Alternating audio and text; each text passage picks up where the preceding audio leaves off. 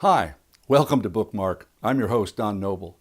Today's guest is T.K. Thorne, who retired from the Birmingham Police Force after 20 years of service with the rank of captain. Then she began her writing career. Her first book, not surprisingly, was a study of the trials of the 16th Street Baptist Church bombers, Last Chance for Justice. Since then, she has written two historical, or should I say, prehistorical novels. Noah's Wife, which takes place at the time of the Great Flood, 5500 BC, and Angels at the Gate, set during the last days of Sodom. I spoke with T.K. Thorne in the old Monroe County Courthouse during the annual Alabama Writers Symposium.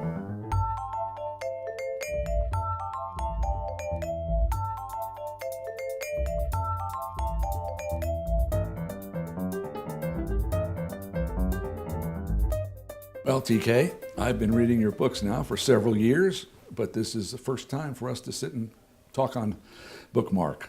Thank you for coming in. It's really my pleasure. You have a career now with 3 books behind you, a career as a writer, and I think it's your third career. That's right. And you became, especially when your first book came out, you became known for your work in the police force. You became a police officer in Birmingham. Right. Why did you do that and stick with it, and how did it go? It was a total accident. Oh. I never thought about being a police officer, but I think looking back on it, I can blame my grandmother. All right. Why is she responsible? Because she's no longer with us, so she gets to take the blame. Oh, I see. No, actually, she read to me when I was a small child, Right. and she read over my head, and she read a lot of Mark Twain, is what I remember. Okay. And I believe that instilled in me a desire for adventure. I see. And I actually wanted to be an astronaut when I was younger, and my father told me that I could not be an astronaut, not because I was a woman, although it was true at that time, but because my eyesight was too bad. And I didn't find out until years later that he had wanted to be a pilot in the Navy, and they rejected him because of his eyesight. He didn't want me to be hurt, but I was crushed at age 10. But you've never been in the military as such. No, never But you did. did go to the university. I have a master's in social work. Right. And the funny thing that happened to me on the way to being a social worker was that I had to choose a paper to write for my master's, and I chose police social work for a couple of reasons. One is it was in Birmingham, which is where I was living. I see. So I did that paper. The chief read the paper. He needed a grant writer, so he asked me to become a grant writer right out of college for the police department. Ah, I did not know that. Yes. And so I wanted to be a writer even back then, but that wasn't exactly what I had in mind. No. But it was a job, so Sure. I took it, and I knew nothing about police work. I was a very sheltered little Jewish girl from Montgomery. But I think the first grant was computer-aided dispatching. At that time, we had no computers in the city of Birmingham. And I wrote the grant for the first one, which was in the police department. Finance later stole it. But the idea was, how can we make police officers safer Sure. through the dispatch system? So I had to go out and ride with the officers because I had no idea what they did or how the dispatch worked or anything like that. And I after about a year and a half, I said, that's kind of fun. So you went to the police academy. Yeah, I said, I worked my way from the top to the bottom. And I then went you to worked the your way academy. back up again. Then I eventually worked my way back up to Now, captain. You must be the first female captain in the Birmingham force. I was not, actually. You're not. Were there more? I mean, several. Yeah, One. two what? others that I can recall. Yeah, I was the third one. I had no. I would have guessed that there had never been any, but I certainly wouldn't have guessed there were 2 before you. Yes. And you were with the police force for 20 years. A little over that, yeah. Right, and then you went back to a kind of social work. What was that? What was the job that you had for the next 17 years? The next 17 years I spent as the director of a nonprofit called City Action Partnership in downtown Birmingham. And that organization was created to give supplemental security to the downtown area of Birmingham. So we provided, we called them officers, but they weren't sworn officers. They were civilians. Security, sure. Security, but they rode bicycles. They still do. They ride bicycles, right. And they perform stranded motorist assistance. So if your car gets broke down, or you have a flat tire, or you need to jump off, etc. So we helped create the security that downtown was safe, and the perception that it was safe, and it really did get a lot safer during that time period. I can remember people being nervous about Birmingham, and I can also remember people feeling that Southside was downtown and Southside getting safer and nicer and better all the while. Right. Mm-hmm. And after they put the Frank Fleming sculptures in, it became playful as well. Your first book makes a kind of biographical sense. I mean, there you are, 20 years with law enforcement, and you write a book about a murder trial, which makes perfect sense.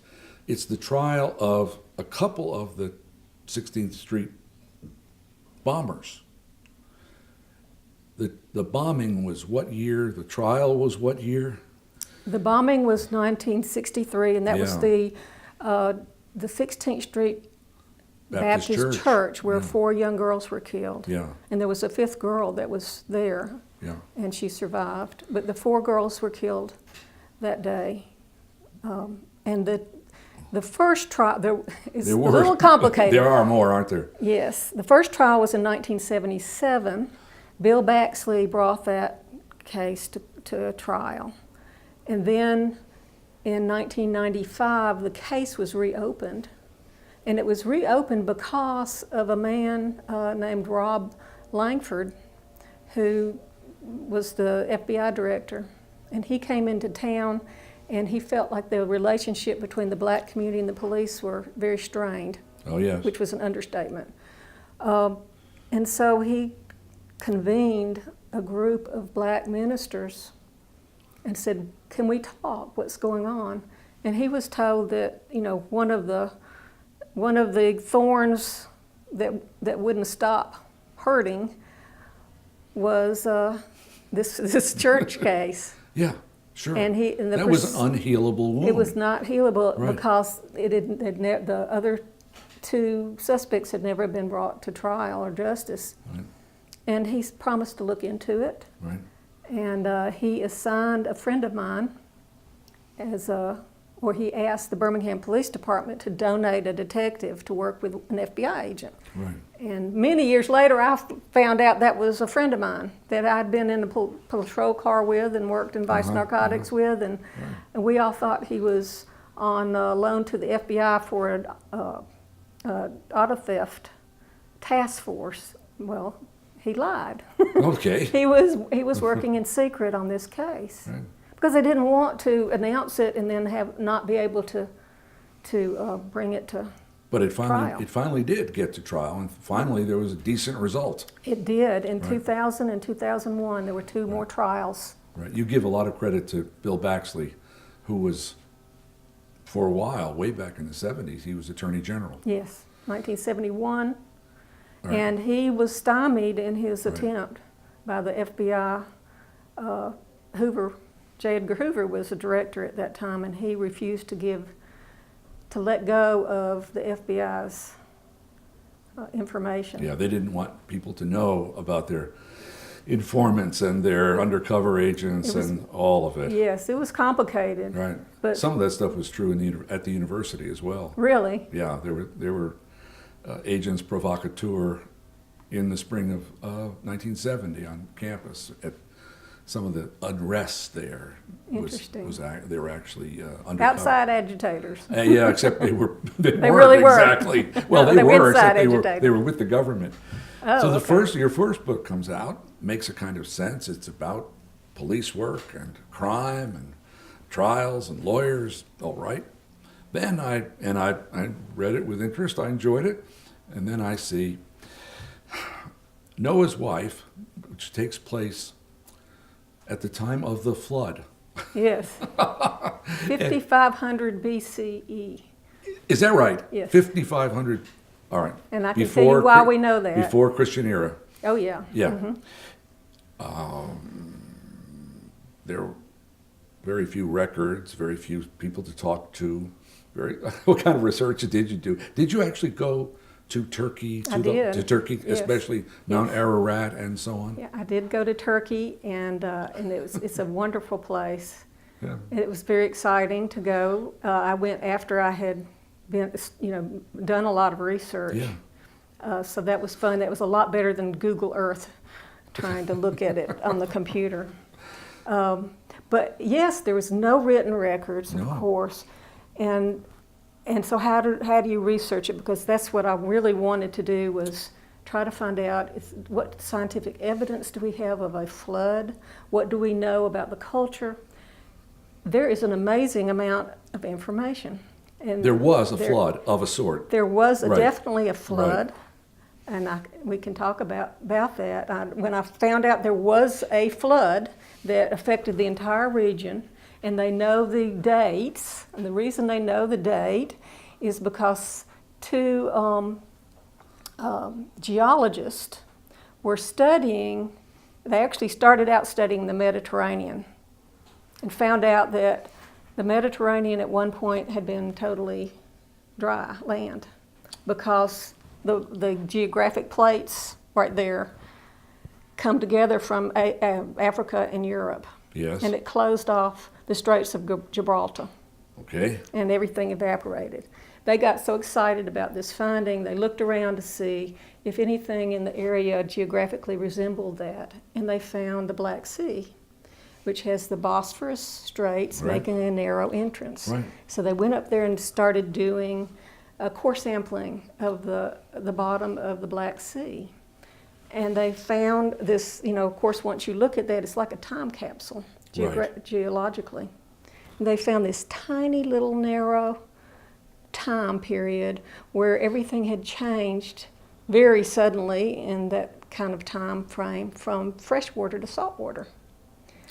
So they knew something big had happened. The Mediterranean fell into the Black Sea. Yes, actually, that's about what happened. Yeah, because of the elevations. Yes, yes. That is all wonderful. Your heroine, though, in both your novels, you have these powerful young women. I think of them as not almost Asperger's or in some way savant. In each of your two heroines, in Noah's Wife and in Angels at the Gate, the heroines have gifts, powers. Is the first heroine a linguist? Is she the one? Is she the one who's just an almost supernatural linguist? Naamah. Yeah, Naamah. Yes. And she does have Asperger's, or she did. I mean, that's not a historical fact. That happened because I think I was trying to create a character who didn't drink the Kool-Aid of the culture. I wanted a different perspective, a more objective perspective. And so my character became this young girl who was very literal and who and different. And she was obsessed with the sheep that she watched. I mean, that was what her passion was. She knew everything about it. If you know about people with Asperger's, that's one of their symptoms, is they usually know everything about one subject that they're passionate about. And so I did not, but I didn't give her that on purpose. The character developed, and after about a chapter, I looked at it and I diagnosed her. I see. Yeah. So Remember, I do have a master's in social work, This is so I what's do have a happening here. clinical background. Yeah. So at first I said, no way, this is crazy. You can't do that to Noah's wife, and then I said, well, why not? I mean, that's who she is. I didn't do it to her. Right. So I started researching about the syndrome also, and I Right. did make her a savant on purpose. Uh-huh. Uh-huh. The second character in the other book, She was also she was a linguist, yes. And a traveler. And a traveler, Right. but not, she didn't have any great powers except that she was trained to observe from her father. Her father, it was interesting. It was like being raised by Sherlock Holmes. Her father kept grilling her and testing her. Yes. Like Yes. she'd walk in and he'd say, "What are the 17 things you should have noticed Exactly. in that room?" And she learns to be a minute observer. Right. Also, one of the things that I think in both of the books, there's, and we see this more and more in documentaries. I notice it more. The ancient world, there was more traveling, more trading, more merchants, more long distance stuff being exchanged over huge thousands of miles than we Yes. would ever have guessed. And you put a good deal of that into your work. Yes. Yes. In Angels at the Gate, the second novel, Yeah. my character, Adira, is raised in a caravan. Yeah. And this was, they had camels, but they didn't ride them at that time. Interesting point. But they used them. Just burden. Yeah, for burden. Yeah. And they traveled a long way. This was before the Silk Road, so. Right. But they did travel the Fertile Crescent, and we know historically that there was a lot of commerce back and forth from the Mesopotamia, which is now current-day Iraq, Right. up through the Fertile Crescent into Israel and Egypt. Those were the two great powers at that time: Babylonia, which was a country, and Egypt. And so. Well, apparently there was trading. People, maybe not the same individual, but trading would go on all the way down to the Red Sea and then Yes. across it Yes. into Egypt, into Sudan, and then sometimes even westward into Africa. One of the primary trade items that I found in Canaan, which is current day Israel, the Dead Sea produces this high quality bitumen, which is like pitch. Okay. Okay, it's tar. Okay, it's natural tar, and it bubbled in those days. It bubbled up from underneath the Dead Sea. This has been documented, and the fishermen would go out and Harvest it. Harvest it. Thank Yeah. you. Great word. And this was the primary source of the Egyptians for use in making mummies. Oh, how did they use it? What did they do with They it? used it to seal. Bitumen is used to seal like boats. It makes anything waterproof. Sure. It's tar, and they would. But the quality was such that they used it in the mummy making process, which was at some point when everything dried out, you want to protect it from moisture. The mummy. Right. So I thought that was quite interesting. it's astonishing. You spent some time, considerable time, in Jordan, Israel, Lebanon. Went to Israel and to Jordan, Turkey. yes, and to Turkey. It was wonderful trips. How many times did you go? I just went once to each. Oh, each. Yes, right. Oh, that's writers. Some writers will claim research is tedious. Other writers will claim that they love it. But almost all writers enjoy taking it off their taxes. Yes. Sina Jeter-Naslund likes to do research in Paris. She likes to be in Paris She likes and to- write it off. Likes to go and write it off. Sodom and Gomorrah, the angels at the gate, Lot's wife, pillar of salt, all of that. That story, the bare bones of it is the biblical version, pretty well known. Yours is a slightly different wrinkle on it. The angels at the gate are who? This was the main reason I didn't want to write this book. Was that question? The angels are who? Okay. Nevertheless. Yeah, because I really, my purpose was not to write a religious story. I wanted to write about the women, Yes. who they were, to give them, Yeah. make them a whole person. Yeah, your two heroines are very powerful creatures. What can I say? Well, that's all right. But you know, now that what you just said triggers something that I've thought about your novels. They are religious novels, in the sense that, I think in both novels, historically, the cultures are moving from one religious, from one theology, should we say, to the next. They're moving from the earth goddess, female religious center to masculine, a male god, and a huge amount of disruption and violence seems to be bubbling up like bitumen or whatever. like bitumen, yes. from this essentially religious shift. Right. Do I have that? Absolutely correct. Yes, yes. And was this 5500 BC? Well, that was Noah's wife. Yeah. And then Angels at the Gate jumps us forward a good bit in time. And there's another shift though there, right? Oh yes, this is the very beginning. This is the cusp of the beginning of change, because Abraham is Lot's uncle. Right. And so this is a time when, to me, Abraham, first of all, we don't know for sure he was a historical figure. But he is definitely a symbolic figure, might be based on a real person, and is known to be the father of the three great religions of the Western world. Right. But I was all brought up with the story that this happened like this, that God talked to Abraham and he suddenly realized that we need to get rid of the idols and just have one God. But it's the history behind that is actually quite complicated.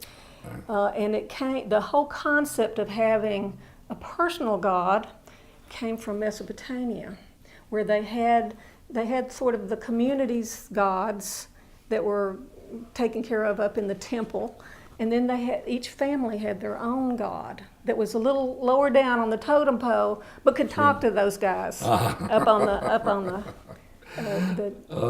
Yeah, well, they don't. These shifts don't happen, in fact, in a week, and they can be very painful and violent. Well, we know that we believe that the Hebrews came from the Canaanite tribe. That their culture was meshed, and they worshipped the same gods for a long time, and a lot of the violence came from trying to separate them. Right. Well, I enjoyed these books because they are unusual. They are quirky. They are not Southern plantation novels, for which I was very, very grateful. They're not even Southern country club novels, for which I was grateful. You're as Southern as can be, but these novels are not in any Erskine Caldwell or William Faulkner tradition. But we only have a couple of minutes now, and you have work that's some of it's finished, some of it's going to appear. What will we look for next? Well, I actually have two projects going. I've finished another novel, but it is totally different. I wanted a break from the heavy research, and so I started writing a fun novel for myself. It turned out to be the first in hopefully a trilogy about a rookie Birmingham police detective who discovers she's a witch in an ancient line of houses in Birmingham.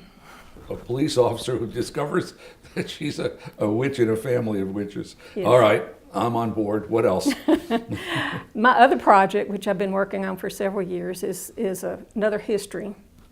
And I can probably best tell you about it quickly by telling you the title, or my title, which is Behind the Magic Curtain, Secrets, Spies, and Unsung White Allies of Birmingham Civil Rights Days. Ah. And this is nonfiction. Nonfiction. This sounds like the Durr family, except they would not be unsung. And it's not the Durr family. It focuses on Birmingham primarily. There's a lot that went on in Birmingham from police secret recordings of the Klan and the movement leaders and City Hall, to what the Jewish community was doing secretly at that time period. Then the whole movement to change the form of government happened right before the marches and was led by city businessmen and attorneys. And the owners of department stores. That was a different group. They were the department store owners were the object of King's and Right. Shuttlesworth's movement. Right. Marches was to get change there. Yeah. But right before all that happened, the city actually changed the form of government with the purpose of getting rid of Bull Connor. Right, right. And unfortunately, the timing of all of that happened all at the same time. They did get rid of him, but Connor refused to leave City Hall until a lawsuit went through, and so that's why he was there, still in control Right. during the marches. So there were more. What I'm imagining is that you will be telling us that there were more good people working behind the scenes to end Jim Crow and promote race relations in Birmingham than the reputation of that city would so far have led us to believe. Absolutely, And that is true. That is an excellent idea. I'm looking forward to that. Well, this has been a pleasure. It has been for me, thank too. you very much. Thank you. It's been a pleasure for me, a real pleasure.